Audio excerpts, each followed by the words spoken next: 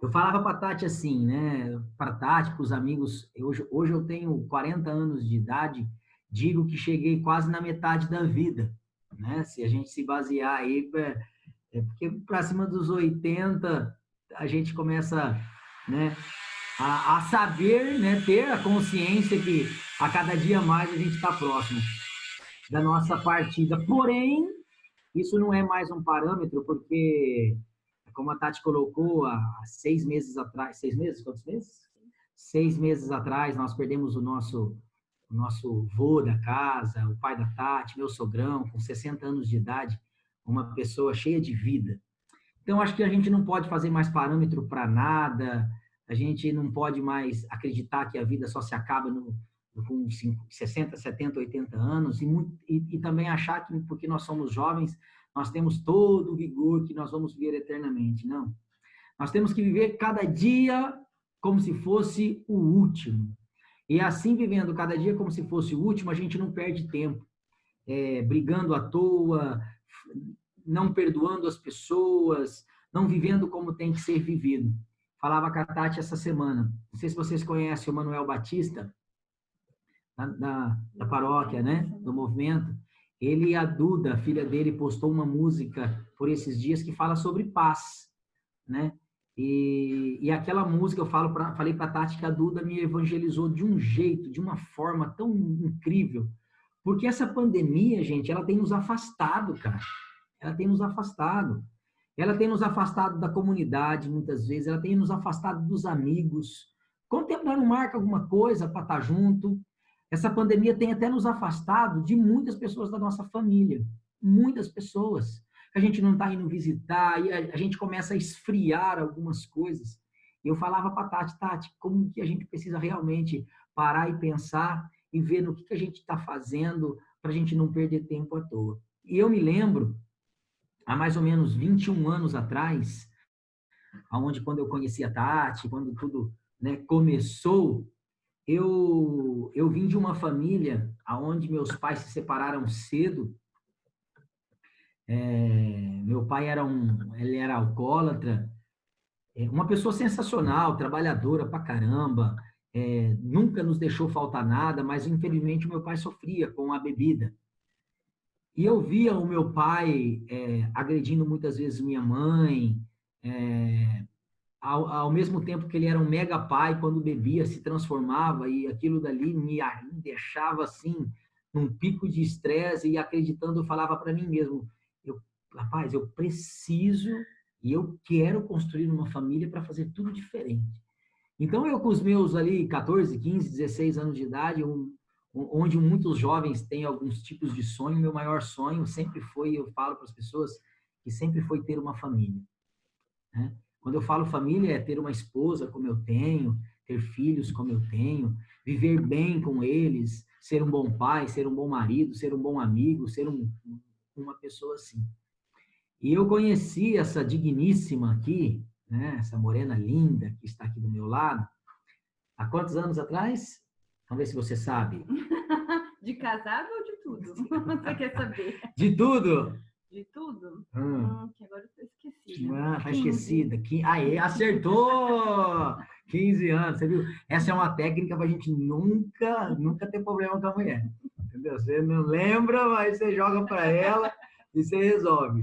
Diferente do Marcão aí, ó, do Marcão. O Marcão sabe de cor salteado, data do namoro, data de não sei do que, né, Marco? Você é outro nível, você é gentleman, é outro nível, né? Eu e o Luciano, a gente tem que capengar aí, né, Lu? Então, há mais ou menos há um certo tempo eu tinha esse sonho. E eu, cara, te juro, eu via na Tati. É, desculpa se vocês ouviram um barulho de construção, tá tendo ainda construção aqui na minha casa, tá bom? É, tá tendo, mas vamos indo. E eu via nessa menina aqui do meu lado, eu falava assim, cara, essa é a mulher da minha vida. Essa é a mulher da minha vida. É. Eu via ela fazendo pudim para mim, eu já visualizava ela assim, sabe, fazendo uma janta para mim, maravilhosa, né? Eu já visualizava muitas coisas assim. tirando toda essa brincadeira, eu visualizava, assim, a mulher da minha vida, cara. Eu visualizava a mulher da minha vida. E só que eu não sabia que ia ser tão difícil, cara, conquistar essa menina. Porque quando eu me declarei para ela e falei que gostava dela, eu recebi um não com letra maiúscula tremendo, né? E, e foi com muita insistência, depois de um ano mais ou menos assim, tentando investir, gastando meu salário, ganhava quase nada, e comprava ali umas, uma cesta da Copenhague. Então, e, rapaz, nunca vi chocolate Copenhague na minha vida, mas para fazer uma moral a gente tinha que comprar, né? Comprava, agradava o pai dela, porque o pai dela gostava de chocolate, agradava o pai dela, agradava as amigas do trabalho, que comia tudo chocolate, depois eu fiquei sabendo. Demorei um ano. Né? Às vezes a gente não sabe o que Deus quer da nossa história, o que Deus quer da nossa vida. Né? Eu sempre fui uma pessoa que muito me perguntei para Deus qual era a minha missão nessa vida, nessa terra. Esse pouco tempo que eu vou estar aqui neste mundo, qual é a minha missão? É só passar por esse mundo ou viver? Né? E aí eu batalhei, cara, mas batalhei muito para conquistar a Tati. Não foi fácil. E aí, depois, há tantos anos atrás, aí, a gente começou um relacionamento e a gente é muito novo. Eu tinha 27 anos, a Tati 24, um futuro pela frente, jovem. A gente tinha muita energia para gastar, para viajar e para tanta coisa, sonho de ter filho, sonho de ter tantas coisas, né? E a vida foi nos proporcionando momentos que eu digo assim, que se eu não tivesse conhecido Deus, se a gente não tivesse realmente tido um propósito de vida e realmente ter escolhido por viver família, a gente já não estava mais junto, não estava. Porque com 2 anos de casado, a gente namorou, tudo bonitinho, sabe? Fez tudo conforme o protocolo, vim pedir na casa da mãe, e que não sei do que, tudo como tem que ser. Casamos, foi maravilhoso e tal.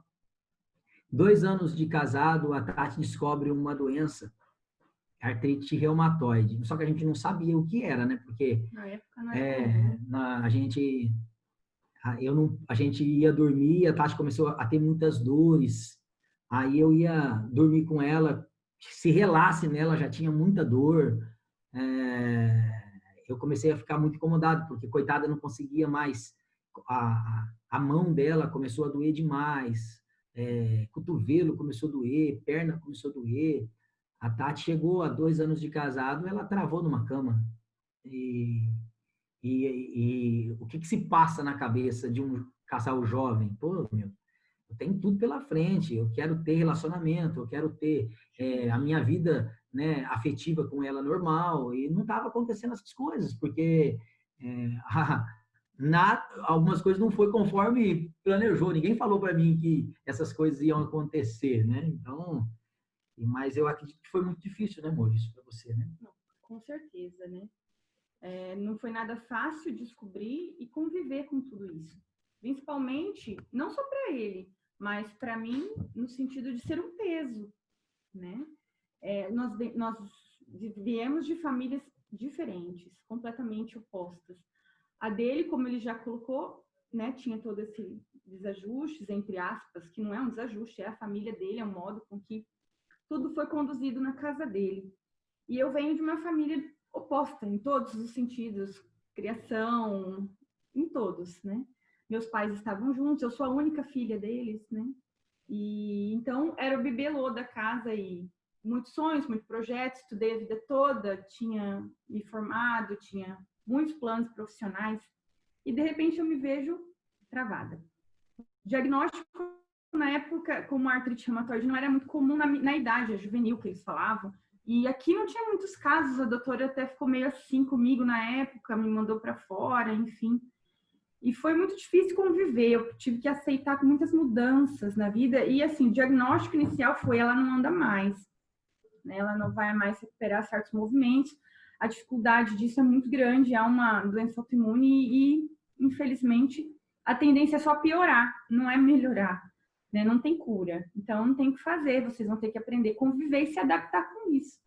E eu tinha 24 anos, muitos planos, e um dos planos mais difíceis para nós foi adiar o fato de termos nossos filhos, porque eu tinha que ficar sem o uso de uma determinada medicação para poder engravidar.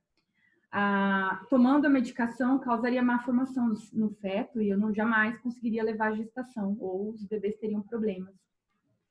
Então, nós tivemos que ir adiando esse sonho. E por várias vezes, realmente, eu pedi a Deus para que levasse embora. Né? Eu via o sofrimento dos meus pais, minha mãe principalmente, querendo a cura, e eu pedia muito também, mas era algo muito difícil.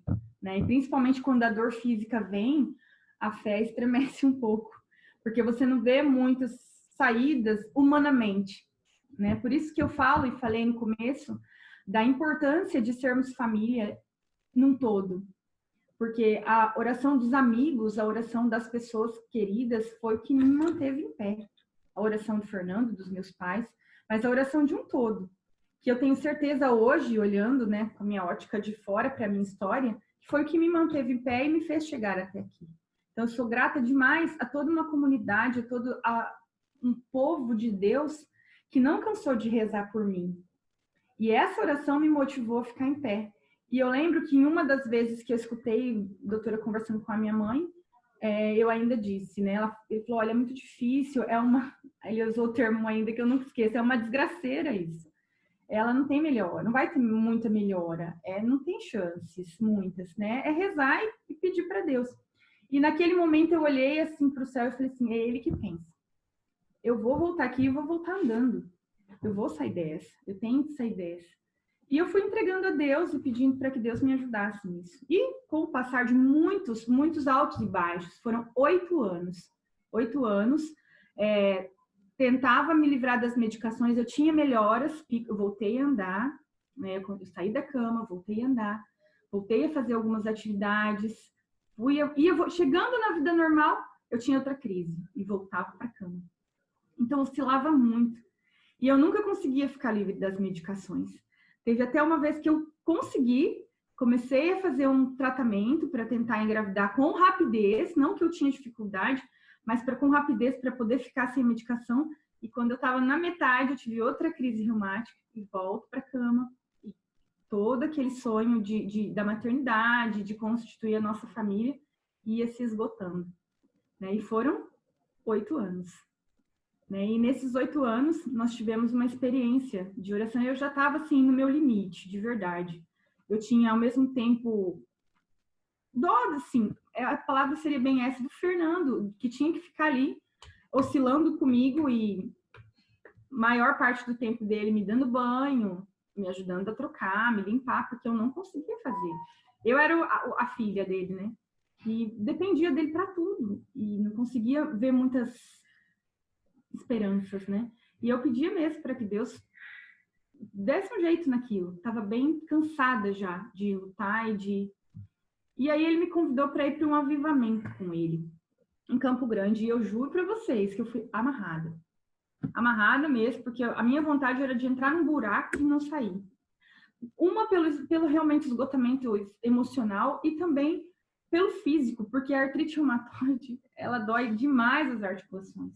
É um travamento, assim, que é uma dor, eu costumo dizer que é uma dor invisível, ninguém vê. Você olha para a pessoa não tem nada, mas misericórdia. Você ergueu um braço, a dor parece que está te enfiando uma faca. É algo, assim, bem complicado. E aí eu fui com ele com muito sacrifício, por todas as dificuldades, e chegou lá, eu me recusei aí ao avivamento, ele foi sozinho, eu fiquei em casa.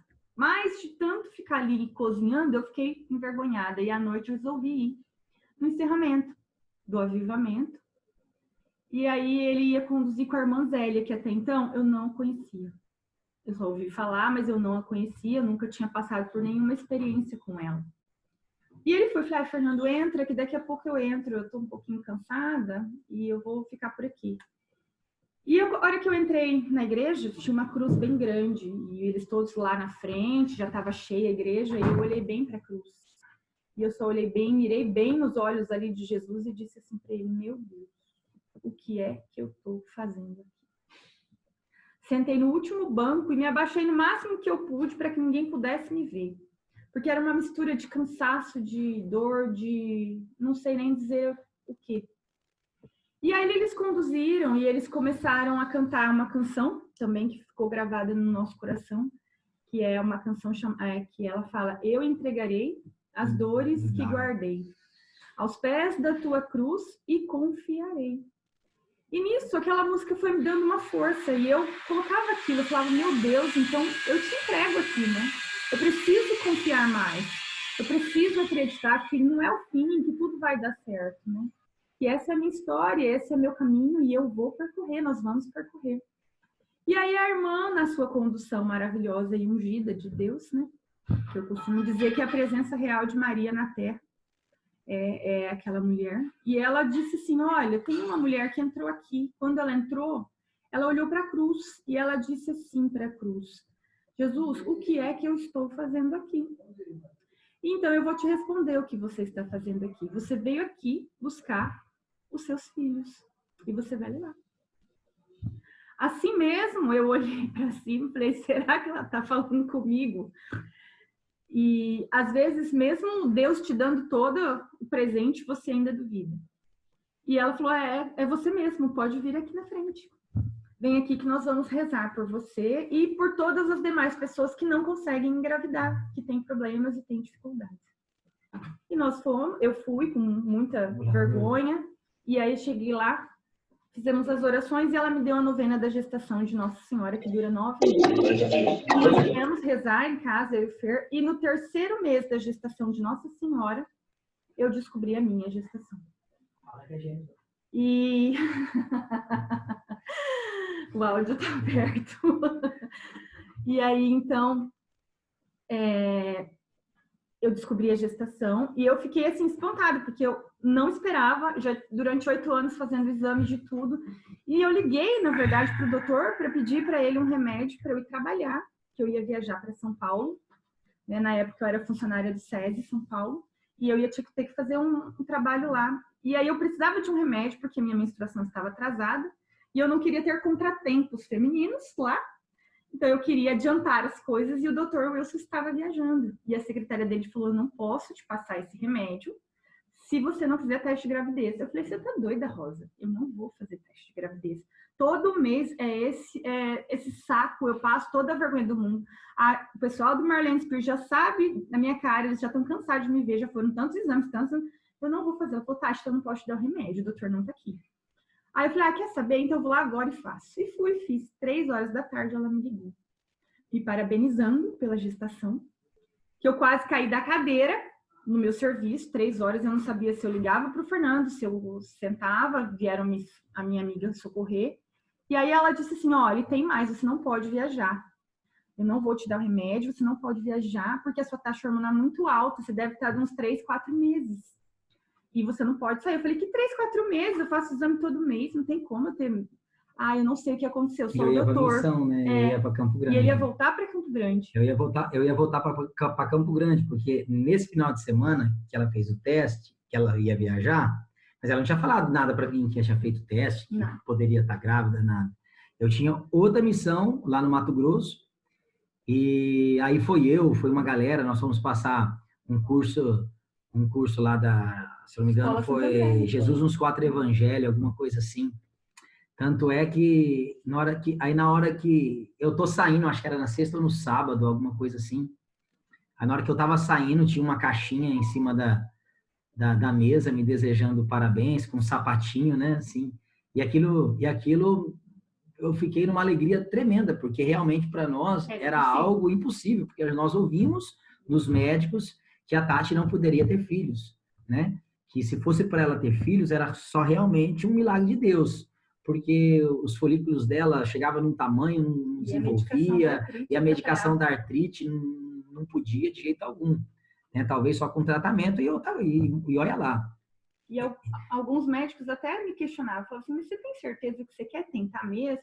Porque você tem tantas dores, como você vai cuidar de bebê, como você vai levar isso adiante? Vai ler um livro, vai dançar, vai passear, vai viajar, né? Esquece isso, você foca muito em criança, vai. A gente já ouvia muito isso, né? E aí recebi essa notícia antes de ir para Campo Grande, me deu até vontade de não ir, mas a missão, né, aquilo que Deus nos chama, sempre tem que estar em primeiro lugar. Se Deus nos deu o que nos dá até hoje, foi por conta que nós escolhemos viver a vida com Ele, colocar Ele na frente. Aí ela falou, amor, eu marquei exame sábado de manhã, tá? Na hora que o doutor chegar, então depois eu vou te ligar para falar que tá tudo bem, como que tá e tal, né? E aí eu terminei de dar uma palestra lá na escola, no CAA lá, e aí uma moça da secretaria falou assim, Fernando, seu telefone tocou um monte de vezes aí. Aí a menina falou, eu atendi, Fernando, e a Tati, ela tá querendo falar com você urgente. Eu falei, meu Deus, falar com você urgente já estremece as caveiras aqui, né? Aconteceu alguma coisa, meu Deus do céu, vou ligar lá. Aí eu peguei, acabou a palestra, eu peguei o telefone, liguei. Aí na hora que eu liguei, ela falou, oi, amor. Falou super bem. Eu falei, opa, peraí, acho que tá tudo bem, né? Eu falei, oi, amor, tudo bem, tudo bem. Ela falou assim, você tá em pé ou sentado? Eu falei assim, eu tô em pé. Ela falou, então senta. Eu falei, ixi, Maria, por que, mulher?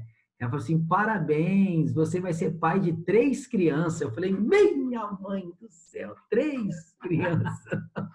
Eu estava grávida a de gente trigêmeos. fala assim que realmente, né, Deus capricha, demora, mas capricha. Porém, a Tati, ela conta como foi lá dentro do consultório. É porque o doutor me assustou. Ele me chamou um sábado de manhã e ele falou assim, eu preciso te ver, porque eu só recebia notícias ruins, né, dos médicos, assim.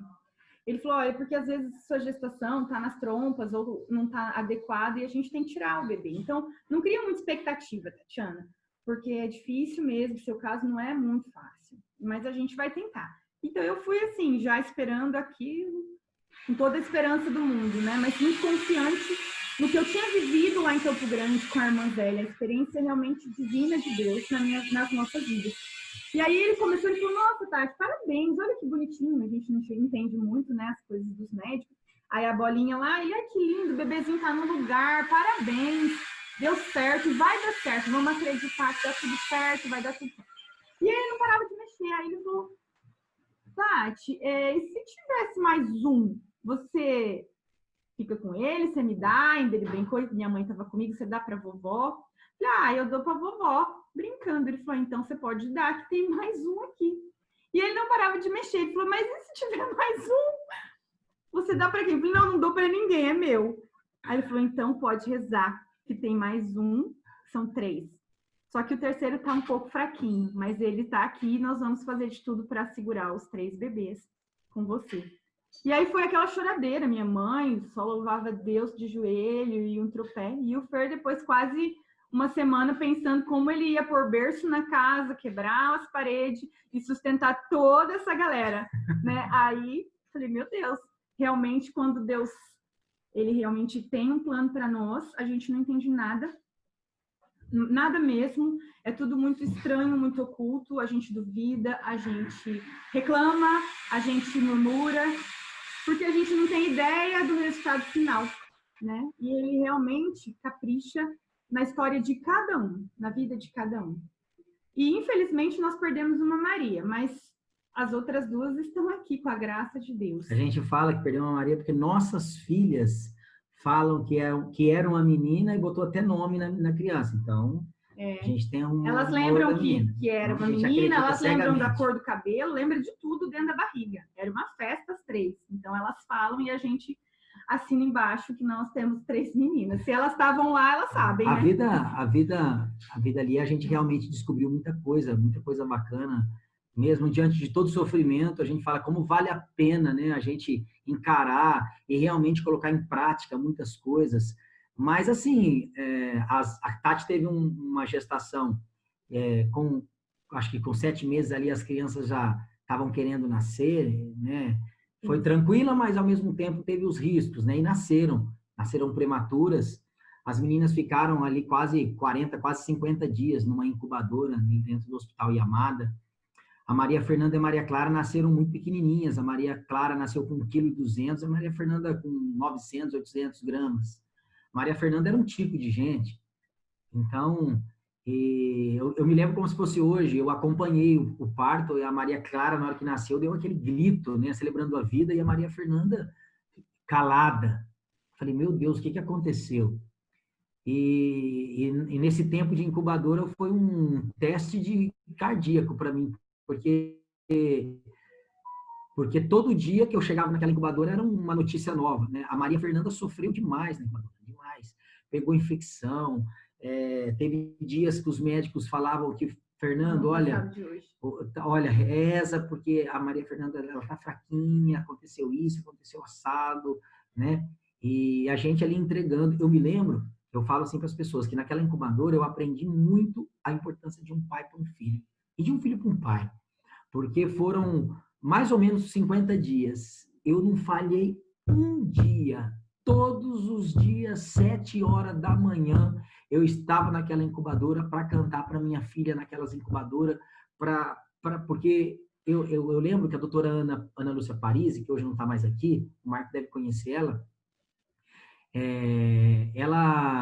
ela falou assim para nós, Fernando, é importante demais a tua aproximação, a tua voz, tudo para que essas meninas se recuperem dessa incubadora. E eu me lembro que eu começava a cantar naquela incubadora, o coraçãozinho da minha filha que estava ali num batimento, ele acelerava, ele subia. E eu falava, meu Deus, algo inexplicável, né? Você cantar para um filho, ele dentro de uma incubadora, aquilo...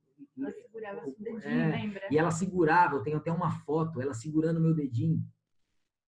Então eu cantava, gente, todos os dias eu chegava, abria aquele vídeo da incubadora e cantava, e o coraçãozinho da minha filha subia, batia, das minhas filhas, né? Então, e ali eu descobri a importância de um pai para um filho, a importância da família também, porque ela me fez um homem melhor, me fez uma pessoa melhor. E assim, e a Tati ali, né, no hospital também, elas começaram a amamentar, o primeiro banho e tudo. Porém, antes da gente sair, a gente recebeu a notícia que elas tinham um sopro no coração, né? Aí a doutora falou que elas iam cuidar e com certeza iria fechar. Mas com o tempo da Maria Clara fechou e da Maria Fernanda não fechou, da Maria Fernanda aumentou. E há mais ou menos 3 anos atrás nós tivemos que fazer uma cirurgia no coração da minha filha, que foi um outro baque que eu falo para vocês, gente. Rapaz do céu, você passar pela possibilidade de talvez perder teu filho, você imaginar, vai rasgar o peito da minha filha, como vai ser e tal. Então foi uma semana muito difícil para nós, né? A gente não queria acreditar. Para você ver, às vezes a gente quer as coisas de um jeito e às vezes por mais que a gente acredita, porque minha filha, há uma semana antes, ela disse que Nossa Senhora tinha visitado ela e ela não ia mais fazer cirurgia, ela estava bem, tanto é que a Tati pediu para o doutor refazer os exames do coração no dia da cirurgia. Não, doutor, eu quero que você faça. Tinha certeza, nós vamos receber a notícia que o coração da minha filha fechou e que nós vamos sair daqui recebendo um milagre e tal, e às vezes as coisas não é do jeito que a gente quer. Às vezes acontece as coisas, né, para que a gente possa crescer ainda mais, né, amor? Você pediu, como que conta aí para nós? Eu falo, o Fer colocou bem, nós realmente somos um casal antes e depois das meninas, né? Eu acho que a presença de Deus através delas foi assim fundamental para o nosso crescimento como pessoas, como família mesmo. Para mim, a filha única, o bibelô da casa, a boneca do meu pai e da minha mãe, né? Eu saí da minha vida de princesa direto para uma UTI e ali eu tive que me virar sozinha porque ninguém podia entrar e aprender a cuidar de 2 seres que dependiam de mim ali totalmente. E ali eu me via muito na presença mesmo e na figura de Nossa Senhora. O quanto aquela mulher, ela foi magnífica na presença dela na Terra, como mãe de Jesus, como ela nos ensina, como ela nos fortalece, e só realmente a presença dela para me fazer caminhar e chegar onde eu cheguei, chegar até aqui. Porque ver tudo que ela viu do filho dela passar e aguentar calada, no silêncio, acreditando que era o melhor de Deus, que Deus tinha um plano e que aquele plano ia dar certo, e deu. Mas acreditar e viver aquilo deve ter sido muito difícil. E eu pude, assim, sentir na pele, porque... e na época também me vinha muito a leitura de Abraão e Isaac, onde Abraão teve que acreditar e entregar Isaac, amarrar o filho, levar, amarrar. e preparar para matar o filho, acreditando de que Deus ia fazer o melhor. E Deus fez.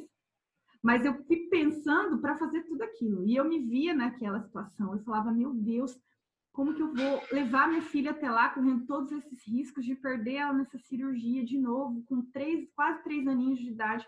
E ela já sofrendo tanto, ela era muito pequenininha. E fui, mas fui com muita fé. E realmente, uma semana antes de ir, ela falou assim, mamãe, eu não vou mais fazer a cirurgia. Aquela mulher veio aqui no meu quarto. E ela fez assim em mim. E eu falei, que mulher? Ela aquela, mãe. Aquela lá. Eu falei, ela estava de branco? Ela falou, não.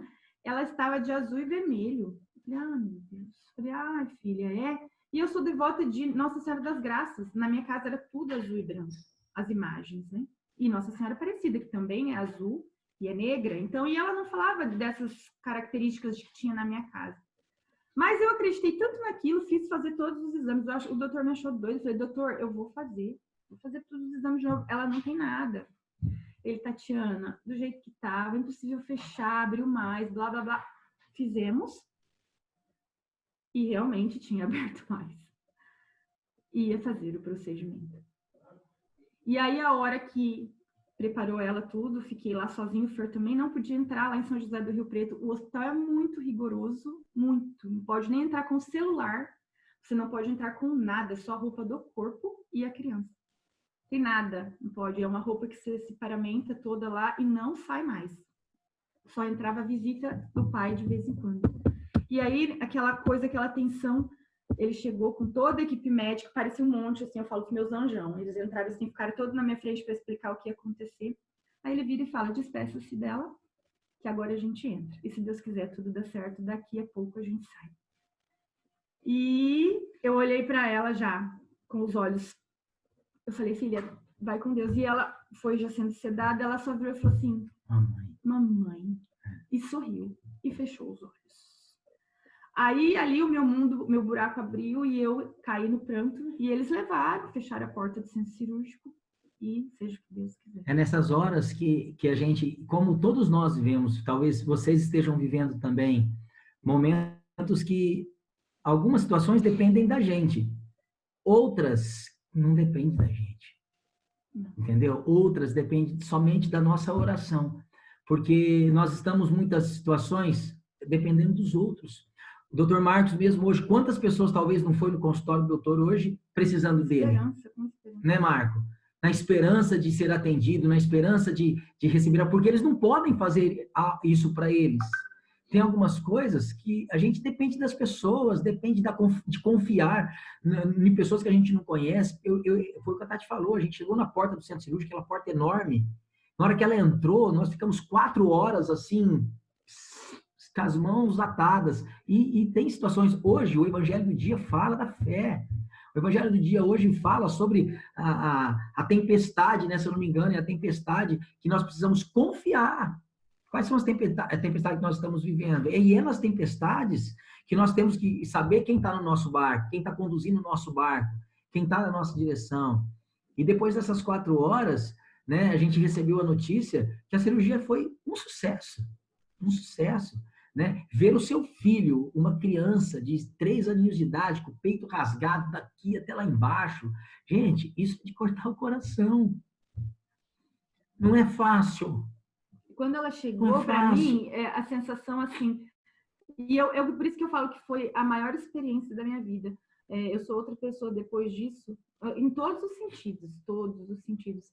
Porque eu me via como Nossa Senhora. Eu recebi minha filha, né, entre aspas, retalhada.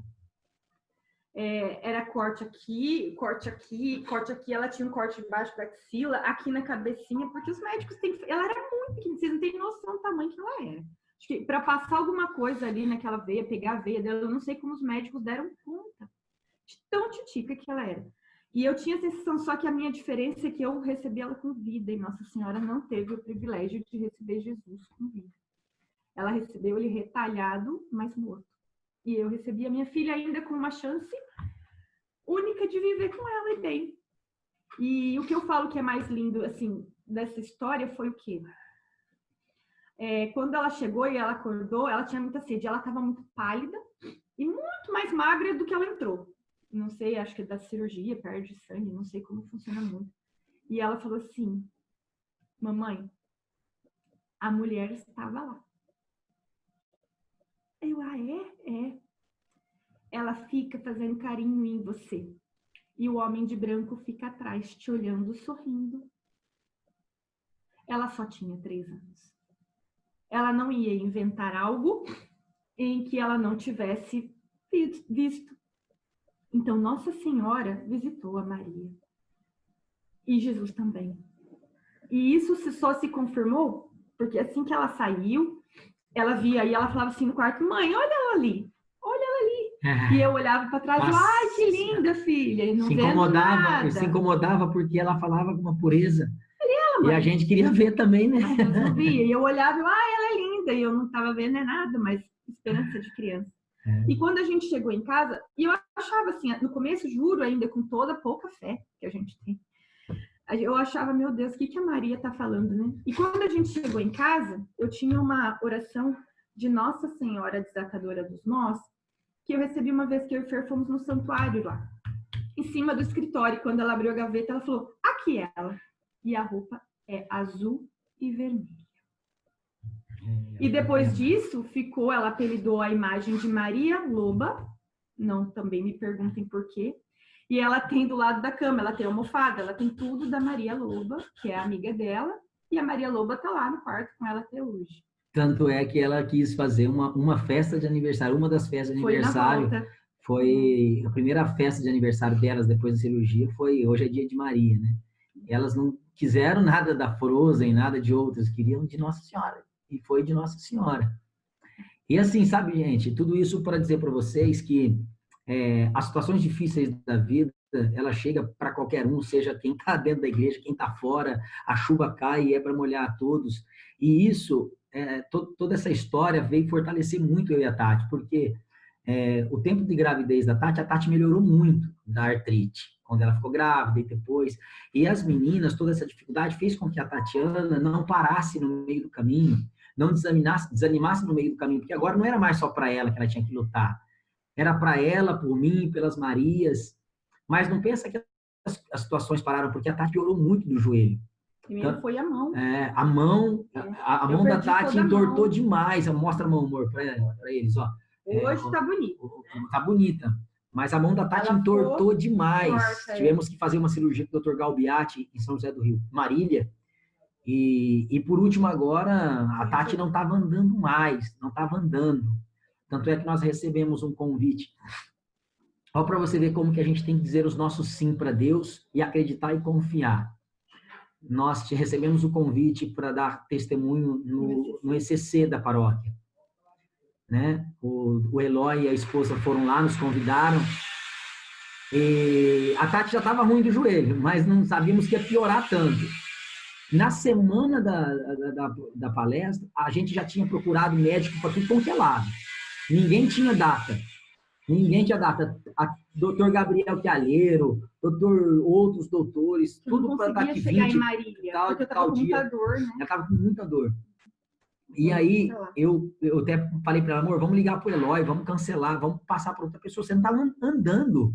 Ela falou, amor, como que é o tema da palestra que nós vamos dar no CC? Eu falei, fé nos revés da vida. Ela falou assim, que revés da vida que nós estamos vivendo, né? Então vamos. Eu falei assim, vamos. Então tá, você quer ir? Vamos embora.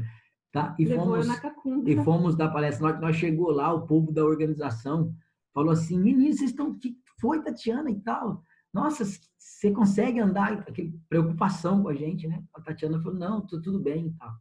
Ela entrou se arrastando, não sei se algum de vocês estava naquela sala, ela entrou se arrastando para dar palestra, chegou lá na frente, deu palestra de muleta, né? Demos a palestra ali, e depois que acabou a palestra, 2 médicos, na saída nossa, na hora que a gente começa a sair do ECC, estendeu a mão e falou assim, pediu autorização para a coordenação, posso falar com ele? Um foi o Dr. Gabriel Chialheiro, estava fazendo o ECC, a gente nem sabia quem era Gabriel Chialheiro, nem tinha visto o Dr. Gabriel Chialheiro, e o outro era o Dr. Aureliano. Os 2 se colocaram à disposição da gente. O Dr. Gabriel falou assim, eu quero você, menininha, amanhã, 8 horas da manhã no meu consultório. Eu quero te ajudar, eu vou te ajudar, você vai voltar a andar, né? E foi dito e feito, nós recebemos atendimento do doutor Eliano, conversou algumas coisas de saúde, e segunda-feira nós fomos ao doutor Gabriel, ele pediu a ressonância, a Tatiana estava sem joelho. Sem joelho. Ele falou assim, Tatiana, como você está andando? Fala para mim. Como você está andando? Você não tem joelho. Osso com osso, não tem cartilagem nenhuma, né? Não tem como explicar você andando, menina. Ela falou assim, eu sei que eu estou andando, doutor, porque eu tenho 2 filhas que eu preciso cuidar. Eu tenho 2 filhas que eu preciso cuidar. Eu falei, nós precisamos fazer essa cirurgia urgente, né? Não tenho mais o que fazer, porque a artrite acabou com ela.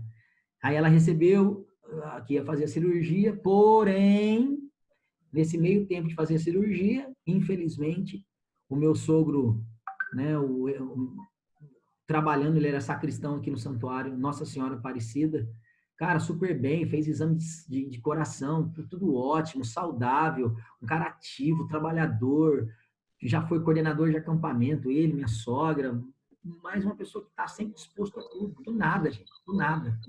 Né? Infartou, teve um infarto fulminante e morreu. E isso, eu falo para vocês que foi um baque tremendo, porque é um cara que sempre lutou por essa menina aqui, sempre fez de tudo por ela, cuidou dela até o último segundo da vida, coisas que eu estou fazendo com as Marias hoje. E eu acredito que não é fácil nem para ela falar sobre isso, né? Mas fique à vontade. Realmente, sabe, nesse tempo, e para concluir, porque o testemunho é realmente longo, e para concluir, para que vocês entendam, a presença de Deus é fundamental mesmo. É de quando a gente está na presença de Deus, a gente entende o sentido de ser família, né? Que é viver a essência de Deus, que é viver o amor, que é viver o perdão, que é viver como o Fer colocou no começo, cada dia como se fosse o último. A gente não tem ideia do que vai acontecer com a gente não tem ideia do que pode acontecer com a gente. Nós estamos realmente na providência de Deus, nós não somos desse mundo, nós estamos aqui. E que a gente possa viver da melhor forma, né? Quando eu perdi todo o movimento do braço, as meninas, a Fer tinha acabado de chegar da cirurgia, e eu tinha que ir. E meu pai, que me acompanhava, porque o Fer também tinha que ficar com elas. E olha, ela mais uma vez virou para mim e falou, mamãe, não precisa ter medo, porque a mulher entra com você. E ela fica fazendo carinho em você e o filho dela fica te olhando. Vai dar tudo certo. E eu vi aquilo dela, era ouvindo realmente a voz de Deus, porque 4 aninhos, me dando força para fazer uma cirurgia. E eu voltei e eu recuperei 90% da minha mão, uma mão que realmente aqui seria amputada. Não tinha mais jeito. E eu recuperei os movimentos da mão. E hoje eu comecei minha caminhada pelo bairro. Nessa semana volta a fisioterapia, ou seja, fiz a cirurgia do joelho com o Dr. Gabriel, há aproximadamente 50 dias já, e estou bem, estou andando, recuperei meus movimentos, não sinto dores, nenhuma. Eu modifiquei mais uma vez a forma de vida, e aí veio esse baque do meu pai. Mas o que eu concluo com tudo isso? Realmente meu pai era meu porto seguro, não tem como, né? A minha relação com meu pai era muito grande, ele era o meu companheiro diário. A gente se via todos os dias. Tomava café todos os dias, a gente fazia comunhão diária juntos por um bom tempo, a gente fez juntos até eu mudar de paróquia, porque ele era sacristão aqui.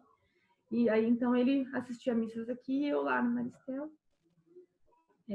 Mas assim mesmo, depois da missa, ele estava em casa ou passando minha roupa, ou tomando um café comigo, catando meu lixo, limpando, fazendo as crianças dormir para mim, ou brincando, fazendo tarefa. Eu via meu pai todos os dias. Né? E o dia que ele faleceu, o dia antes eu já estava de cadeira de roda, não andava mais. Ele fez tudo em casa, comprou umas coisas para mim, o Fer tinha umas coisas na paróquia. E no domingo de manhã ele me levou na segunda de manhã ele me levou ao médico para fazer os exames para fazer a cirurgia. Seria a última semana de trabalho dele. E aí ele foi me buscar, nós almoçamos juntos, rimos muito. Como todos os dias. E aí, antes de sair, ele me deu as recomendações. A Fernanda chorou que queria que ele levasse ela para a escola. E ele falou, vovô te busca. eu não posso ir, filha, porque é a última semana de trabalho, eu tô atrasada. Falei, não, tudo bem. Mas o que eu quero dizer com isso? Apesar da dor, da ausência dele e de toda a falta que ele faz aqui, não há remorso, porque nós vivemos muito bem, entendeu? Eu, infelizmente, perdi para Deus. Ou felizmente, lógico. Mas perdi não. Eu só tô devolvendo aquilo que ele me emprestou para cuidar de mim. E graças a Deus, ele me deu um excelente pai, um excelente anjo, né? Que cuidou de mim enquanto ele pôde e me ensinou como fazer com as minhas filhas, com o Fer, com a minha mãe, que aqui ainda fica comigo. E o exemplo que ele me deixou maior de família, e eu sei que foi muito difícil para ele, muitas coisas, mas foi aprender o amor e o perdão dentro de casa. Eu sei que muitas coisas que ele viveu aqui não foi fácil para ele. Muitas coisas ele teve vontade de desistir, ele teve vontade, mas ele fez aquilo que Deus ensinou, né? Amou e perdoou tanto minha mãe, quanto as coisas que acontecem aqui, as desavenças e tudo. E ele sempre com um sorriso no rosto, as palavras sempre era que tudo ia dar certo. Ele nunca desistia, sempre, filha, vai dar certo. Sempre ele tinha uma esperança e sempre com um sorriso no rosto, mesmo com o coração dilacerado. Ele lutou o que ele pôde com toda alegria por todos nós e, no entanto, ele faleceu aos pés de Jesus, dentro da igreja, dentro da sacristia. Ali, como diz a companheira de trabalho dele, Tati, ele só desligou, não deu nem tempo. Ele só falou que não estava bem, fechou o olho e caiu. Ele não sofreu, Deus levou realmente por amor. Então, é o que me ameniza a minha dor, saber que Deus teve compaixão do meu pai, que ele teve uma morte muito bonita. Aos pés de Jesus, se eternizou ali. Então, o que eu concluo com isso, né? E daqui para frente, que não tem sido fácil, agora tá bem melhor, já com as crianças também. É viver o amor. É como a Duda colocou na música dela semana passada. Só o amor é capaz de tudo. Só o amor. Quando a gente ama verdadeiramente, a gente aprende a perdoar, a gente aprende a se pôr no lugar do outro. Claro, tem dia que não tá de socar. Ele também não tá de socar. Socar as crianças, todo mundo. Porque nós temos o humano. Mas quando a gente tem o amor, principalmente o amor de Deus em essência, a gente consegue, além de querer socar, saber que aqui dentro existe um ser que pensa diferente, que tem a vida, que teve uma criação diferente, que teve tudo diferente. Então a gente respeita. Gente, olha, vou ser bem sincero para você, resumindo, vamos viver a vida, cara, como ela tem que ser vivida. Vamos largar de perder tempo guardando mágoa no coração, com picuinhas, com ressentimentos, porque essa vida é curta demais para gente perder tempo com isso. Aproveita a família de vocês, viva, curta aqueles que estão perto de vocês. Se por um motivo ou outro vocês estão afastados da família de vocês, tentem, recuperem, não perca tempo, vai atrás, sabe? Porque a qualquer momento, não existe hora, não existe momento, como nós temos hora para chegar para trabalhar, horas muitas vezes para sair, hora para algumas coisas, a vida não é assim. A vida não escolhe, a vida é como uma bateria, né, amigo? Não tem hora para acabar. Do nada, pode acabar à noite, de repente, como pode pagar de manhã, não é, Lu? Na verdade, não escolhe, cara. Então, enquanto a gente está aqui, ó, pulsando, vida pulsando em nós, há tempo. Há tempo. Então, essa história que eu e a Tati vive, graças a Deus, hoje a Tati está bem, nós estamos aqui morando, nós decidimos morar junto com a minha sogra, né? Porque como a Tati é filha única, minha sogra mora sozinha, conversamos todos juntos, né? Pra gente morar todo mundo junto. Minhas filhas é um grude com a minha sogra, né? A minha esposa e minha sogra são duas pessoas que se dão muito bem, filha e mãe. E eu nunca tive um problema com a minha sogra, é uma querida, uma pessoa que veio agregar na minha vida. Então, nós estamos morando junto, vivendo bem, um ajudando o outro, tudo girando assim, sabe? As coisas acontecendo da melhor forma. Hoje eu e a Tati, as Marias, participamos dessa comunidade linda e maravilhosa que nos acolheu. Lu, Marcos, um casal incrível que nos acolheu, o Lu também, a Aline, um casal que a gente, se Deus quiser, a gente vai ter mais intimidade ainda nessa vida, a Raquel, né, que é uma querida que está aqui também, e outros, todos vocês também. Obrigado pelo carinho, obrigado por esse amor. E o que eu e a Tati desejamos do fundo do nosso coração é que vocês realmente vivam o sentido da família, mesmo com dor, mesmo com dificuldade. Não vamos desistir um do outro, não vamos desistir da família, não vamos. Deus está conosco e isso já basta. Não é, meu amor? Com certeza, com certeza. E é os que estão aí com você, né? Os que moram